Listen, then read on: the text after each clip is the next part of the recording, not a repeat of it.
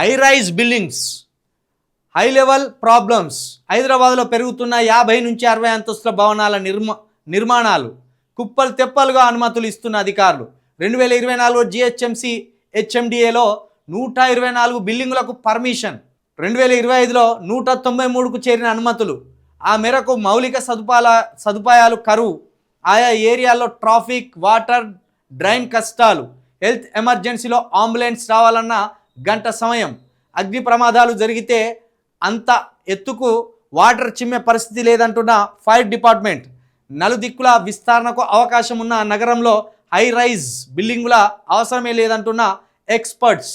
గుడ్డిగా అనుమతులు ఇస్తే మున్ముందు మరిన్ని కష్టాలు తప్పవని వార్నింగ్. అసలు మన జనాభాకు, మన రవాణా సౌకర్యానికి వీటిని దృష్టిలో పెట్టుకొని అనుమతులు ఇవ్వాలి.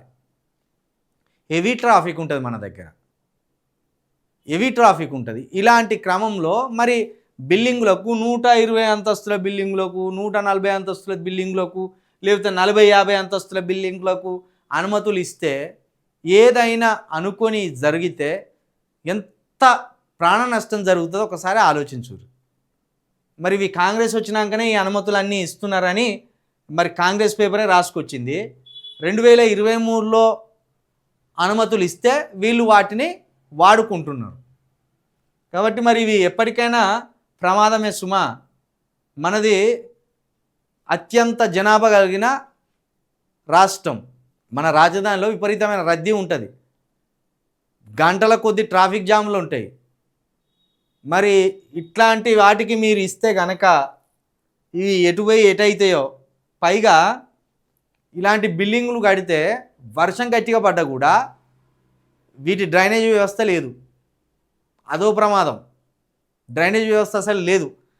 ఈ మరి ఎట్లా పర్మిషన్లు ఇస్తాలో ఏం కానీ ఈ డ్రైనేజ్ వ్యవస్థ లేక వర్షాలు పడితే సముద్రాలను తలిపిస్తున్నాయి, నదులను తలిపిస్తున్నాయి. ట్రాఫిక్ కష్టాలు, వాటర్ కష్టాలు కూడా దారుణమే. ఎక్కడికక్కడికి చెరువులు కబ్జా పెట్టే మన హైదరాబాదులో చెరువులు కబ్జా పెట్టినాక ఇంత పెద్ద 60 అంతస్తుల బిల్డింగ్ కడితే 60 అంతస్తుల్లో ప్రజలు నివాసం ఉంటారు. వాటికి వాళ్ళకు వాటర్ సౌకర్యం కలిగించాలి కదా. 60 అంతస్తులో వాటర్ సౌకర్యం కలిగించాలంటే మనకు జలాశయాలు అవసరం, చెరువులు అవసరం, వాటికి నీటి సరఫరా అవసరం. మరి ఇవన్నీ కూడా చూసుకోవాలి. మరి రాను హైదరాబాద్ పరిస్థితి ఏడికి పోతుందో చూడాలి. జనాభాకు తగ్గట్టుగా రవాణా సౌకర్యం ఉండాలి, జనాభాకు తగ్గట్టుగా కరెంటు సౌకర్యం ఉండాలి, జనాభాకు తగ్గట్టుగా ట్రాఫిక్ సౌకర్యం ఉండాలి, జనాభాకు తగ్గట్టుగా నీటి సౌకర్యం కూడా ఉండాలి. అప్పుడు ఈ గ్లోబల్ సిటీకి గౌరవం పెరుగుతుంది.